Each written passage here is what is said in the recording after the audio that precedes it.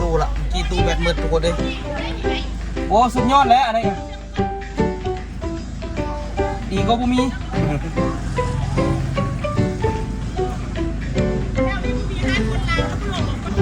มาแล้วตัวพี่เบียร์เราจักมาแล้วทุกคนนี่อันนี้หอมไฟฟ้าเนาะเฮ็ดแล้ววะเอาตำให้เด้อไม่ค่าเด้อ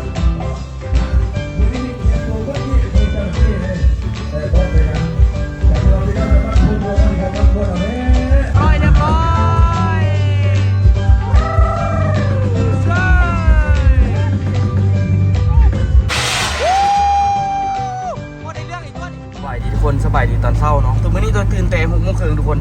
ตัวไปรอเก็บลังเบียร์ตอนนี้7 โมงครึ่งละ เอาแต่เช้าทุกคนเพราะว่าเดี๋ยวมันลังเสียแล้วมันสิเรื่องยุ่งอีกแล้วทุกคนเนาะก็เลยว่าที่ไปเอาแต่เช้าๆไว้ให้มันได้แบบครบไว้ล่ะจดไว้ตอนนี้มีแต่เงินในเปาะเงินเสาปีเสาคูดเนาะขันยังเขาจะเขียนไว้ยังเท่านั้นเท่านี้สินะเขียนไว้เนาะแต่ตอนนี้เขาก็เก็บไปถือว่าแค่10 เบิร์ดแล้วแหละว่าสิไปเอามาเพิ่มอีกนอกมือนี้เพราะว่าเมื่อวานนี่พ่อขายเลยมื้อนี้บุญบังไฟอีกแต่ว่าบุญบังไฟนี่ย่านเสียแค่เลย ย่านเสียเพราะว่าเขาจะมักแบบว่าเอาใส่หลังรถไปแล้ว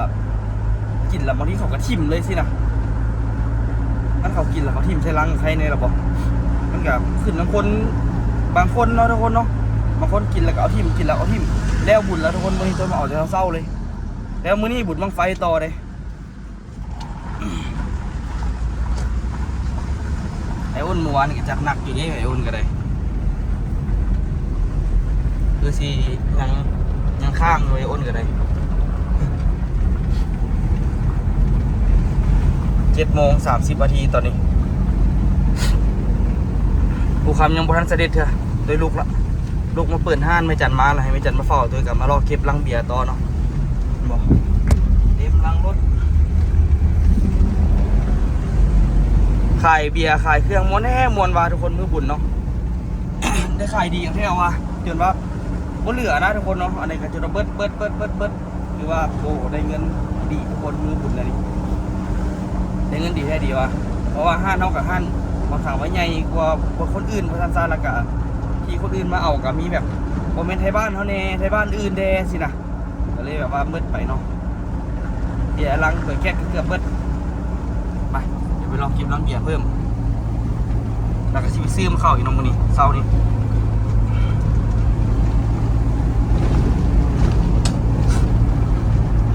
บรรยากาศยามเศร้าหมอกเต็มเนาะอันนี้ไผว่าบ่มีหมอกลายปะนี่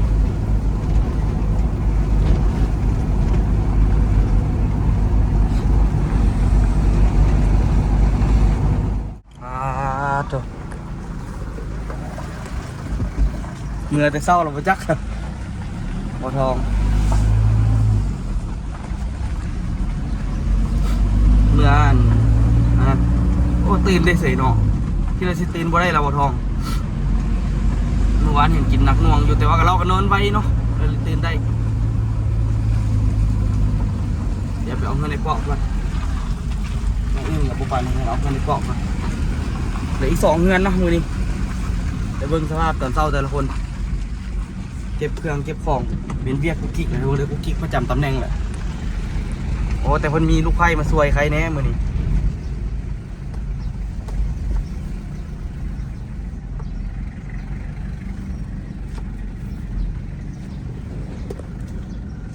แยกง่ายเหรอมือนี่ผู้ใดก็แยกง่ายเหรอบ่ท้องไปก้อนมูเลยเนาะ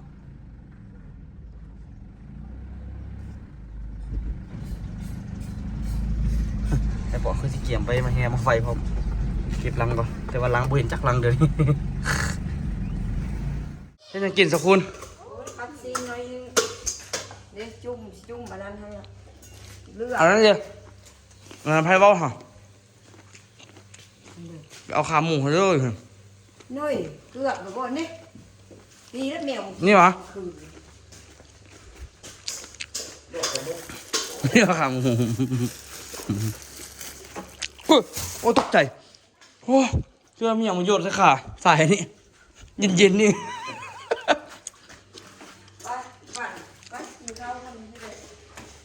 เอาอันออกไปกินนมกินข้าวน้ำเถอะนะ แล้วก็ถึกยามละน้ำกินก็กินกันแล้วบ่ ไม่อยู่ที่ไหน ไม่มีอันเดียว ซีนดอกซีนปลาหมึกยังเหลือสิเนาะที่เราเบิดแล้วยังเหลือสิเนาะก็คือหอมขวซะเดี๋ยวกินข้าวอยู่นี่เลย จึงไปเอาหมูเอาล้างเบียร์ขึ้นท่าเอ็มแยะทุกคนเลยนี่แหละเฮ็ดพลเบาย้ำอีกหลายคนมาซื้อมาให้หยัง สภาพดู มูสดิบไป ในตู้เย็น หน่อย นี่หรอ มี เดี๋ยวเอาไหม ตู้ผ้าก็มีตู้ผ้า ไป กินเตียวหมูแท้เกิน หลักขึ้นลง ข้าว ข ก่ อ อน ช่วงมาน้ำเด้อเนี่ยเจ้าบอกให้ไปเนี่ยพวกแน่ใจนะบอกให้ไปมืออื่นนี่แหละ ไปเนาะ เดี๋ยวโมเดี๋ยวโมออก ไปลิ้นชวนเข้าเขาบอกเขาไปกินโง่ ไปเอาโมกิน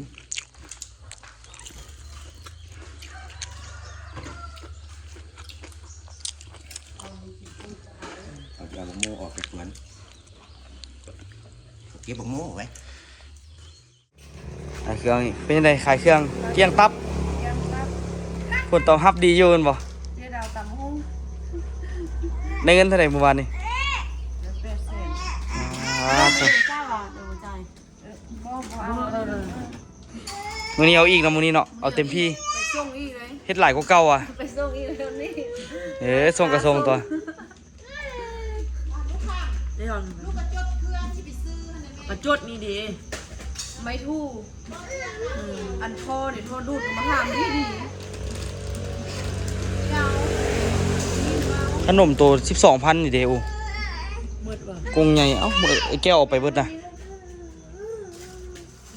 น้อยกับหมดนะ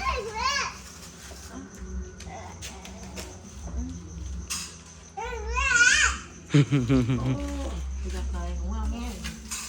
เว้ยนั่นเอาบ่ได้อันนั้นน่ะเพชรอันนั้นน่ะเพชร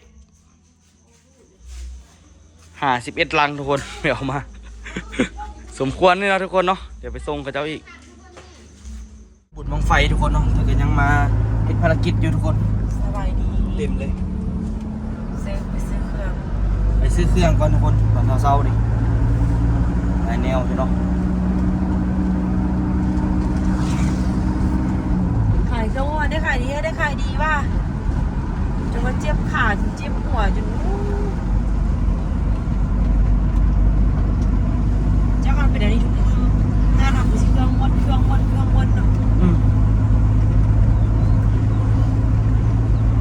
มันมีคนมาอยู่จาก200หลังคาเรือน มาขึ้นมาซื้อเครื่องอยู่อย่างไรเนาะ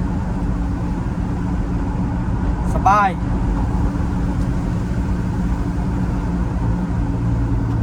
เป็นไปได้อยู่บ่บ้านเฮามันก็คำบ้านเฮานั่นล่ะสันสูงไปหลายมันก็แทบสิเป็นไปบ่ได้อันฮอด200หลังคาเรือนแถวนี้นี่เป็นเรือนคนเบิดแถวนี้แถวนี้เป็นเรือนคนเบิด เราเสื้อบอกว่าก็จะมีร้านขายเครื่องเพิ่มขึ้นอีก มีแท้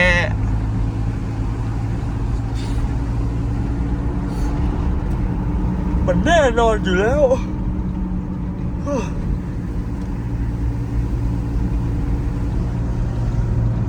นั่นจะพาหัวนั่นหอยเฟดบนเฮ็ดวะหรือว่าเฮ็ดอยู่ในบ้านวะ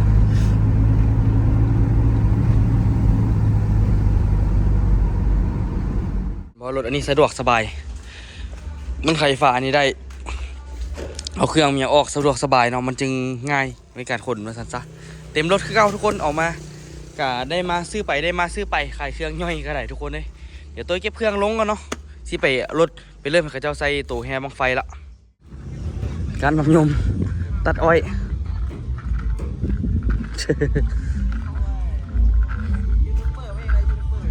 บ่มีอันนี้ก็บ่ได้เอ็นบ่ก็ดีคือกันไว้ส้นโฮมฮ้อนบ่ฮ้อนนี่สิอยู่ก็อยู่เลยอยู่ดอกนี่ฮ้อนโพดบ่ไหวป้าโธ่สีท้องบ่หั่นครับเราต้องฮ้อนบ่ฮ้อนนี่อยู่หรอกป้าโธ่พี่ลึกแท้สาวเอาตัวบ่เฮ็ดเหรอ ไปหลังเวที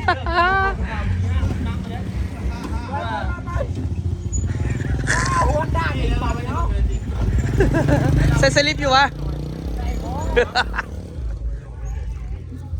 ผมขอจะไม่ให้ทิ้งน้ำแล้ว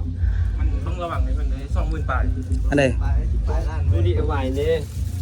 สั่งไว้แจงแก้ออกแล้วมันนี่ต้องรู้สึกเลย มักจานฟันแดงมากขึ้นแล้วไปแล้วก็เนี่ย ถูกบักตาลไปฮับบักตาลอยู่พุ่นตัดทุกเราเมื่อยสุดเด้เนาะถูกไปเอาเสื้อไปมานี่ฮะเดี๋ยวเอาวิกมาได้ใส่เหรอ600,000ลงทุนไปแล้วพุ่นน่ะถูกโอ้ยหาเฮ็ดเราก็ไปเอาน้ำมันเครื่องมาทาคือปีกไก่นะครับกลัวอ๋อนี่เด้อทุกคนเด้อผู้บ่าวกิ๊กเนาะบ่าวกิ๊กนี่แหละสวมหน้าเนาะลูกเคยนะซอปีลูกเคยซอปีที่เป็นประมาณนี่แหละเนาะ เพื่อนเป็นพ่อข้าดอกมาแดนดิ เอามาจากกึบแม่มาจากกึบแม่ กับนี่ลุงไหลได้ ฮะ ลุงไหลได้นี่นะ เอาของเรามาอย่างสะ หัวเราให้เขา เราเฮ้ยลุง เพื่อนว่าปีว่าเบิ้งพุ่นล้านจะไปพุ่นเดินเราอ่ะ วันธรรมดานี่2 โบกไปเลยได้นี่นะ ไปเลยอันนี้นะ เพื่อนว่าเพื่อนล้านเพื่อนไปแล้วเพื่อนว่าแค่เขาลักออกไปอ่ะ บักเสียงมันตายแล้ว 2 โบกหูเรื่องเลยนี่โอ้เฮียเบิดเอาถุงใส่ในตัวบ่มีน้ำดอกเนาะโอ้ยปีใหม่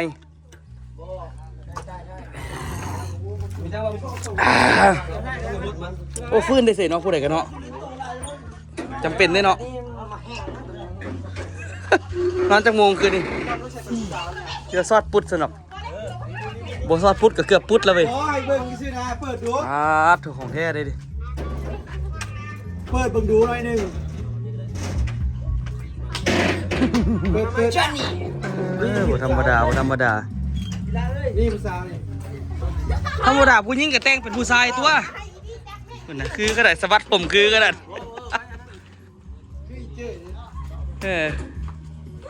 เหล้า ยังดีขนาดป้าโถคือมีแต่ผู้สาวแท้เจ้าดูเย็นมือเย็นมือน้อง นี่แหละกินเมนู เอาได้ละลึกดอก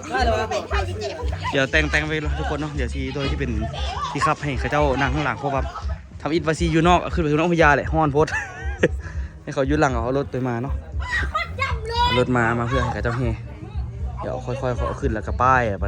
ไฟมาดิ บักเฟียง ขึ้นอันนั้นบอกขึ้นไปยืนอยู่บนขอบอะไรเดี๋ยวสิถ่ายคลิปติ๊กต็อก มีเฟียกเนาะบักเฟียกกันเลย เนาะซอกเสือกไหมซอกเสือกมัดเซบอนอันนี้2 อันเลย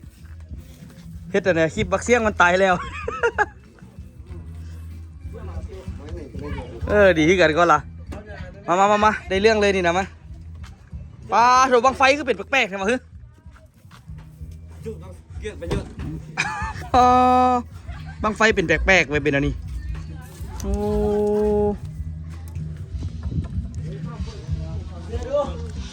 ไปมาดิลุยทุกคนเนาะมื้อนี้นี่ก็เริ่มเนาะเอารถนี่แหละไปแต่ว่าก็เกือบมาเบิดบ้านแล้วไปทำกันพาทุจับเราข่าวโมเมนต์ดิ แม่นแล้ว บักปีว่าลุงบางคนล้านตัวน่ะเอาเราจะไปแล้วเราจะอันนี้ก็ต้อง บอกรุ่นคือบอกเสียงเลย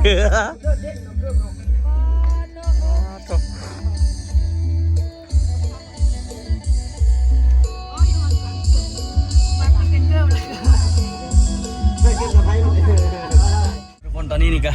เตยเป็นคนขับเนาะเขาจะอยู่ข้างหลังเขาเมื่อเดี๋ยวเขาห้องพูดอะไรเขาจะสิเข้ามาในเบื้องนี้สภาพละ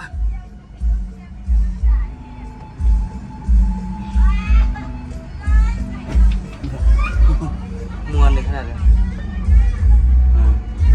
แมนมืดเลยนี่นะ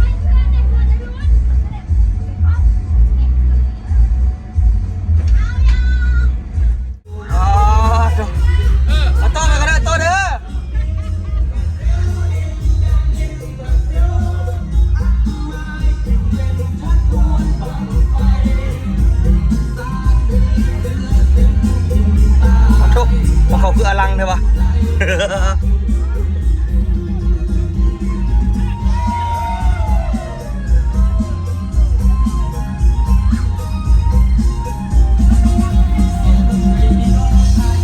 แล้ว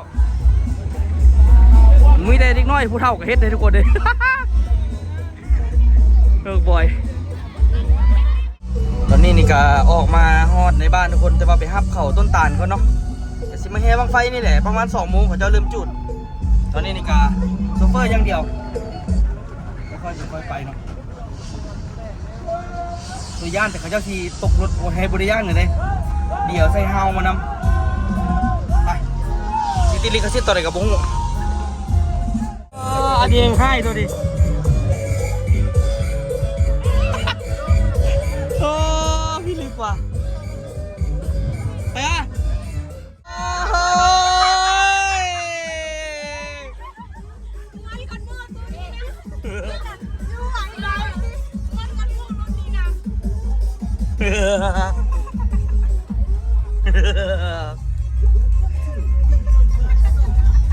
ท็อปสุดละ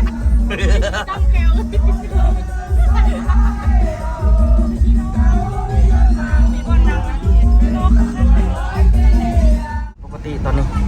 เอาอยู่หลัง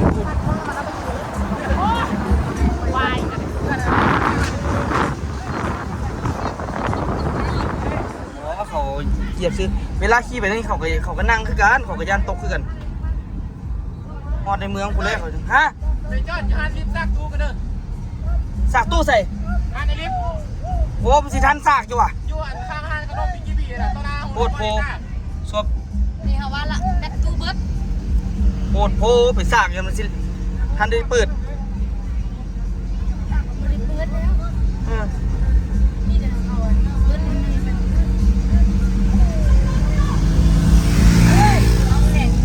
เมิดเลยกี่ตู้แบตเมิดทุกคนเลยโอ้สุดยอดแล้วอะไรกัน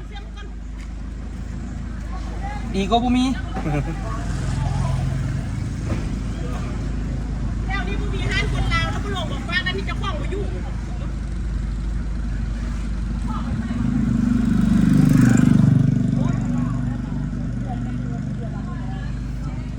เลาะแพไปเรื่อยๆเนาะแพปัจจัย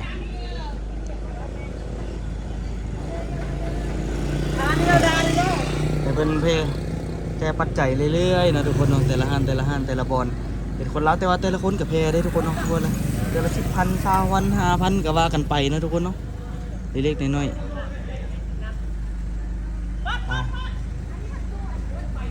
เดี๋ยวหาตู้ในนึงเนาะตอนนี้ได้ตู้ละโอ้ยหมกเป๊ะเอาไปใส่อีกละ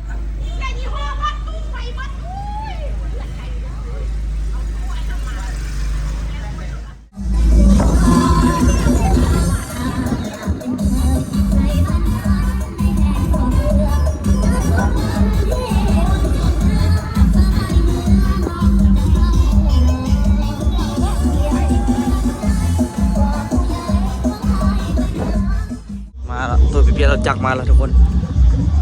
ดีอันนี้ของไฟฟ้าเนาะเฮ็ดแล้ววะเบียร์ที่เอาเข้าไปกินเขาไม่เอาเข้า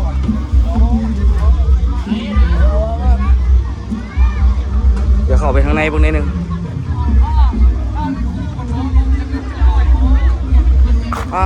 ต้องเน้นๆอีกว่านี่ฮะว่าต้องได้เน็บอีกบ่นี่เน็บไหมได้จ่ายเงินเท่ามันบ่บ่จ่ายกับบ่ได้บ่มาซะได้จนได้ลงมือไป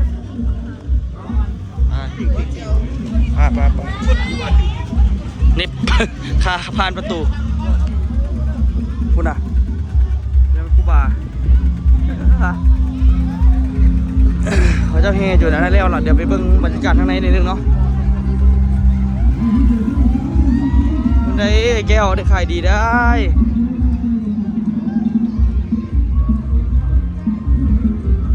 เห็นแล้วเขาเจ้าก็สิกินเฮ็ดตั้งโต๊ะกินอยู่นี่เลยทุกคนเนาะเป็นยังไงฮะ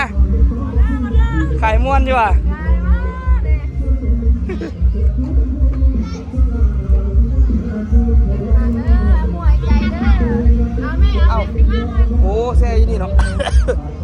เจ็บคอ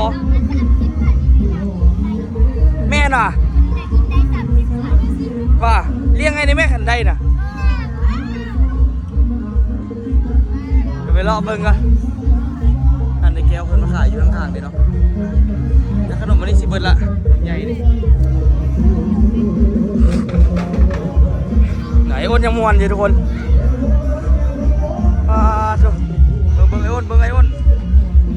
มวนทุกปีอ่ะนี่ผมมีปีใดบ่มวนจักปี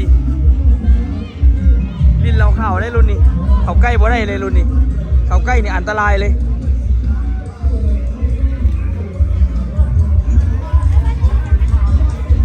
ตำให้เด้อแม่ค้าเด้อ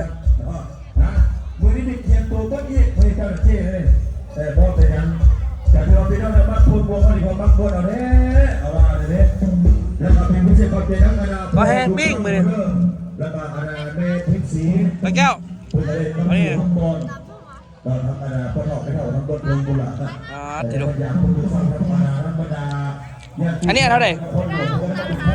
ฮะพูดวงเด้ เลี้ยงหยังตัวเองได้เงิน30อยู่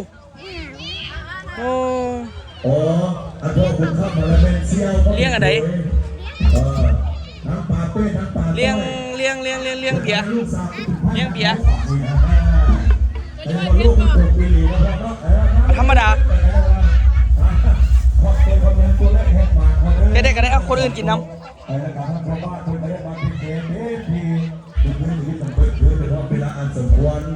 เดี๋ยวสร้างตำนิดนึงเนาะแล้วก็สร้างกันนี่ไปให้สู้เขาเจ้ากิน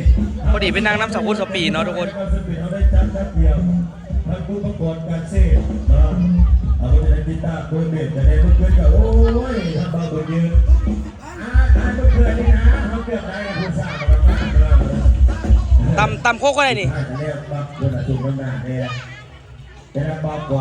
เอาได้อีก20,000สักทีนี่ได้200,000 บาท50จะลองหุ้มเอาอะไรบ้างเป็นกัน10มาแห้งตำหุ้มทุกคนเนาะพอตัวมาส่งเครื่องให้เพื่อนนี่แหละแล้วก็ซื้ออุดหนุนเพื่อนเนาะได้เงินโอ้รอดตายไป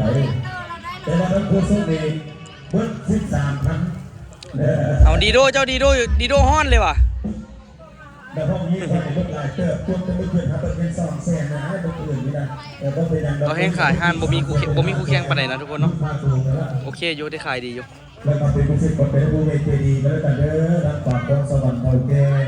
แต่การธุรกิจเราทำธุรกิจบ้านคนคนสวรรค์เขาก็ได้ผู้ที่สั่งประตองบ้านหลังเป็นรถสมบานก็ได้ไปใช้บริการห้องปิดแอร์เย็นดีห้องสะอาดบริการดียิ่งเย็นคนใช้แล้วก็ห้องขายมาเรื่องนี้ผมบอกว่าเอาไปได้230ขายปิ้งม้วนอยู่เนาะเอาไปได้230ได้บริการไปแก้วจะติดใจเลยใครได้ห้านโบราณปีนี้นะยังใหม่ไว้ปะนะ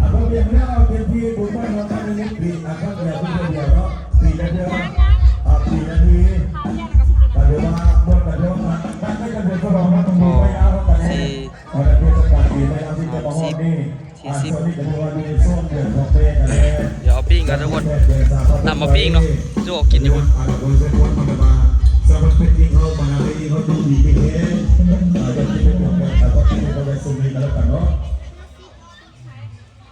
สนใจเงินไหลเท่าไหร่แจ็คเงินไหลแจ็คนะเด็กเกอร์กับพานี่ของแท้แล้วเราบอกแท้คุณลองไฟพี่นี่แต่คักแท้ตอนนี้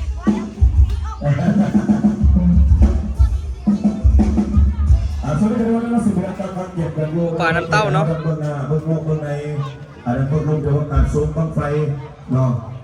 ท้เดือนละ5,000เก่าแล้วเอาอย่างไรเนาะบางไฟน้อยนะขอจะคือทำต้นไม้กันแน่เพราะว่าจะได้มาสิปีมาใส่เบอร์ด้วยปลาน้ำเต้าโดยมักน้ำเต้าทุกคนครับเบิ่งเลยเกี่ยวสิออกบ่อันตรายก็น้อยแต่จริงแต่ว่า มันว่าเราเกิดขึ้นมาแล้วมันเอากันตัวได้แน่นอน ลงเรืออ่านนี้รู้สึกว่าที่ได้เงินดีก ไอ้ ว่า ตะขอรับเด้อ เดี๋ยวก็ถึง2เด้งสิได้เงินคูณ2 แล้ เนาะ วมันจุดอยู่ในบาร์ระบบเนาะพวกเธอที่กันที่ว่าแต่มีทั้งนักธุรกิจกันเองหลายๆภาคส่วนผมก็ตื่นหรอกมันยังไม่นอน นี่มีน้ำเต้าน อนผู้ใหญ่ยังโมโห เดี๋ยวทุกคนนั้นต้นมักน้ำเต้ากระดึกอยู่ เมืองลมซาพอขณะคนเนาะมันตื่นเลยมาเบะมาหาใครมาเบิ่งกัน ไอ้ละวะ นอนเมียโมโหแสดงว่าบุคคลฝากเขาคนบุคคล อันนี้ค่อยเอาเลยเด้อนี่10 20 30 40ให้ค่อยเลยก็ได้ให้ค่อยเลย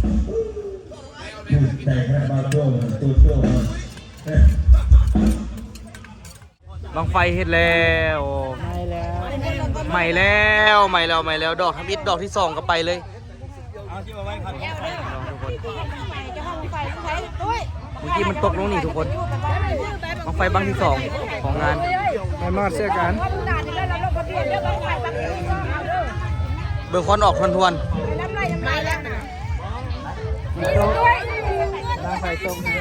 ไปจี้ไปเป็นตัวแทนหมู่บ้านลงไปดับขึ้นไปดับ ต้องไปขอซอดซื้อๆนะต้องเป็นขอซอดซื้อๆฟังน้ำไปคนละคู่จะได้มดก่อซอดที่มันตกก่อดับแล้วมันไม่อยากซื้อมันไม่อยากซื้อมันไม่อยากซื้อ มานั่งเรียนกันทุกคนวันนี้นั่งเย็นๆอยู่นี่ชิวๆนี่มาเอาโคกอีก2 โคกเพิ่มเนาะไปสู้เขาเจ้ากินที่รักไม่เป็นขึ้นจะบาทก่อนโอ้วะซื้อตำหุ่งให้เขากินนี่ไหนน้ำเต้าอ่ะวันนี้กำลังสิเฮงแล้วปึ๊บ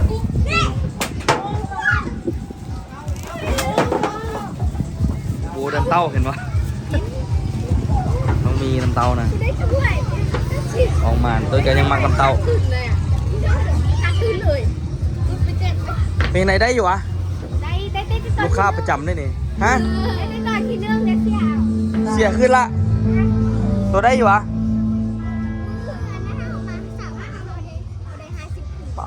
ก็ได้หลายแท้มื้อนี้บ่ลินอ่ะมื้อนี้กินพายมื้อนี้นั่นด่ะเดี๋ยวมาสร้างตามทุกคนเดี๋ยวไปเข้าไปขึ้นละซื้อไปสู้ของเจ้ากินนี่แหละ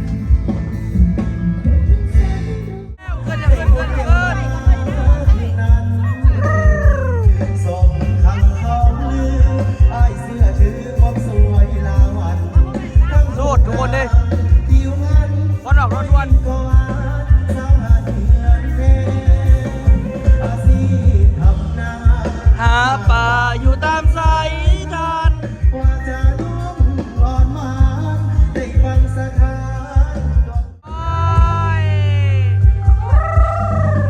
ใช่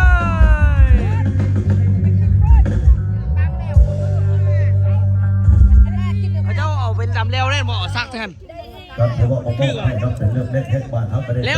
ศิลปะดนตรีนุ่มย่อย ข่อยบ่เข้าใจเรื่องเร็วเลยโอ้แท้เลย มันตั้งอยู่ที่สันปะตองทางโพนสว่างเขาบนน้องโพนสะอาดเนาะทางหาดเป็นพวกเขาคะแนนสวัสดีทั้งอาณาประธานแนวเฮาเดอร์ทั้งสันปะตองเขา มันต้องตั้งขึ้นเดียว โฮมเฮาเดอร์แล้วก็ได้ไงเพื่อนก็ได้มาห้องตัวเถอะจะตอบที่นั่งกันได้แล้วก็ทั้งอาณาปากคือเพื่อนก็ที่กระซังเขาบอกว่าอาณาเพื่อนจะประกอบเสียงเพลงกันบอกสาวลองแจ้งอ๋อได้เนาะขอบอกไปกันแล้วกันเด้อแต่ว่าเป็นเรื่องแหกบานทั้งสิ่งกับปกติของพวกเขาแล้วก็มีเสียงคอนเทนต์ทั้งตัวเลขแหกบานทั้งกันได้เด้อทางบางนาทั้ง2 ตัว 3 ตัว ให้คนออกไปทั้งขวดแล้วมันจบ วันนั้นเกิดนะครับว่าจะถึงจับตัวเข้าจับตัวกันที่นั่งกันได้กันแล้วกันเนาะแล้วกลับมาสมยุทธ์แล้วก็ขายกันเติมโอ้นักห้องเสียงดีไปมาละตา เสร็จละเอาปุ้ยควันอ่ะบ้างนี่ อย่างที่ว่าไม่ได้เอาบังไฟล้านมาจูดในมือเดียวหลายๆด้วยกันทั้งหันค่าต่างๆก็แล้วแต่วันนี้ดอกจอกนี้การเซิร์ฟบังไฟกันเนี่ยบังไฟจะมีการ อะไรสิแดงกินได้บ่ เนี่ยมาแล้วพอบ้านเราโอ้ได้ไปหาคนสักปีแล้วพวกน่ะทั้งจันทนาเขามาเสพแล้วสมุนที่เราอนาประธานเดียวเขาเนี่ยเนาะแม่นซะบ่ เขาเรียกว่าอันนี้ก็เป็นลูกในบ้านในส่วนเขาเป็นคนประธานเดียวกับเป็นผู้นักผู้ใหญ่ทั้งไอ้ที่ผู้ซ้ายนะ ดอกสีขาวเป็นดอกหวาน เด้อ ด เอาสีแดงในพวกมันดอกอย่าง เจ้าสบายดีทั้งประธานเนวอาณาทั้งสัตว์ประกอบเขาเดินกันอยู่ดีไม่เห็นน้อยจะ โอ้ในเรื่องอีกตัวนี่เนาะเดี๋ยวตกในหัวได้บางนี่งามวู้ในเรื่องตามแล้วอยู่ตกเยอะใส่แล้วมันเนี่ยโอ้มีโอกาสได้คุณแม่โอ้ของแท้ว่ะของเงินป้าอยู่ได้นี่ป้าถูยังเหินอยู่ได้นี่เราคัดจริงนับเวลาเนาะยังอยู่ยังเหินอยู่ทั้งป้าเลยทุกคนโอ้ได้เรื่องบางนี่ปีเตอร์ได้แซม2 ปีเลยครับจริงแม่ยังอยู่พุ่นยังบ่ลงแบบนี้เลยเนาะทุกคนเนาะเอาไว้เจอกันคลิปหน้าทุกคนเตรียมมาบุญบังไฟมา